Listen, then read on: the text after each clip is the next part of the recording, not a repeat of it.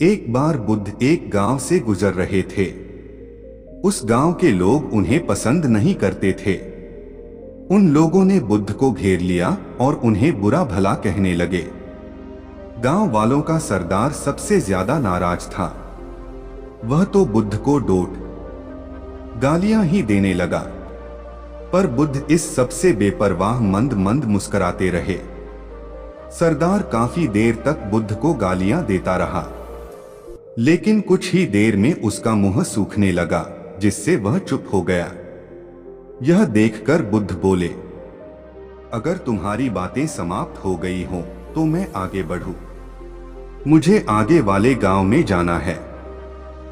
वहां के लोग मेरी प्रतीक्षा कर रहे होंगे।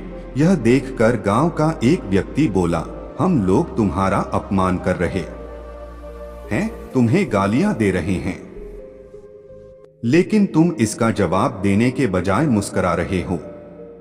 तुम इसकी प्रतिक्रिया क्यों नहीं देते? बुद्ध बोले, वत्स, तुमने आने में तनिक देर कर दी।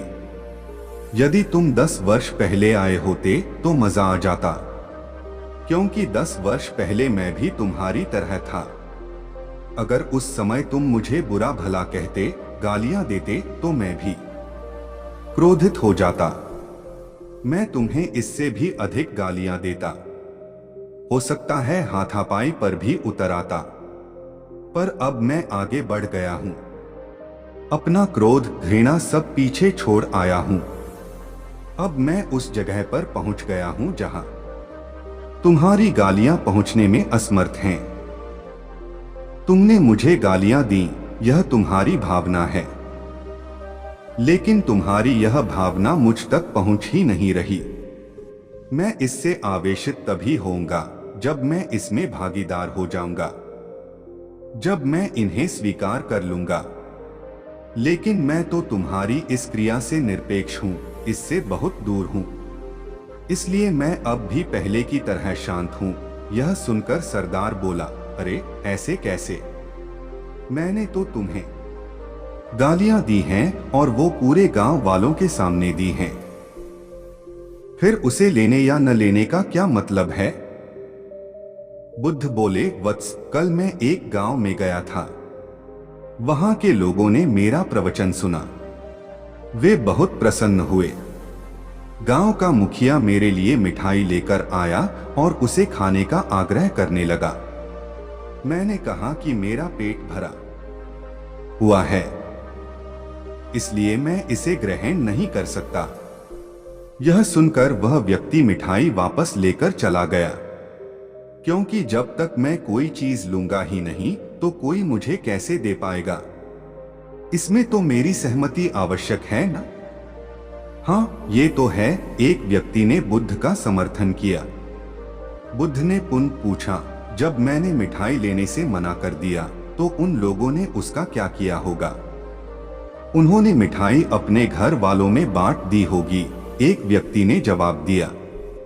बुद्ध ने कहा, ठीक कहा तुमने। उस मिठाई की तरह ही तुम मेरे लिए गालियां लेकर आए हो और चाहते हो कि मैं इन्हें ग्रहण कर लूं।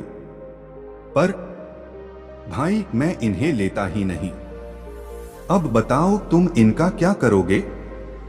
उस व्यक्ति के पास इसका कोई जवाब नहीं था। बुद्ध पुनः बोले, मुझे तुम पर दया आती है वत्स। अरे, क्रोध तो मुझे तब आएगा जब मैं ये गालियां ले लूंगा, और जब मैं गालियां लेता ही नहीं तो क्रोध का तो सवाल ही नहीं उठता। बुद्ध की बातों पर सरदार ने कोई प्रतिक्रिया नहीं दी। शायद वह कुछ सोच रहा था। बुद्ध बोले, मैं अपनी आंखों से देख रहा हूं कि गाली एक कांटा है, जिसे देने वाला व्यक्ति और लेने वाला व्यक्ति दोनों क्रोध से पागल हो जाते हैं। तो फिर तुम ही बताओ कि मैं आंखें रहते हुए भी कैसे कांटों पर चलूं? आंखें रहते हुए मैं कैसे गालियां ले लूं? और होश में रहते हुए मैं कैसे क्रोधित हो जाऊं? इसलिए मुझे क्षमा करो वत्स, मैं तुम्हारा उपहार ग्रहण करने में असमर्थ हूं। कहते हुए बुद्ध ने अपने हाथ जोड़ दिए। बुद्ध की बातें सुनकर सरदार लज्जित हो गया। उसकी आंखें छलछला आईं। उसने कुछ कहना चाहा, पर उसके होठों ने जवाब दे दिया, और जब उससे रहा नहीं गया तो वह बुद्ध के चरणों में गिर पड़ा। दोस्तों, हम में से ज्यादातर लोग यही समझते हैं कि हमारे दुखों का कारण कोई दूसरा व्यक्ति है, और जब हम ऐसा मानते हैं तो हम अपने स्वनियंत्रण की कमी और अक्षमता को अनदेखा कर रहे होते हैं। वास्तव में ये हम पर निर्भर करता है कि हम दूसरों के द्वारा प्रदान की गई नकारात्मकता को स्वीकार करते हैं या नहीं।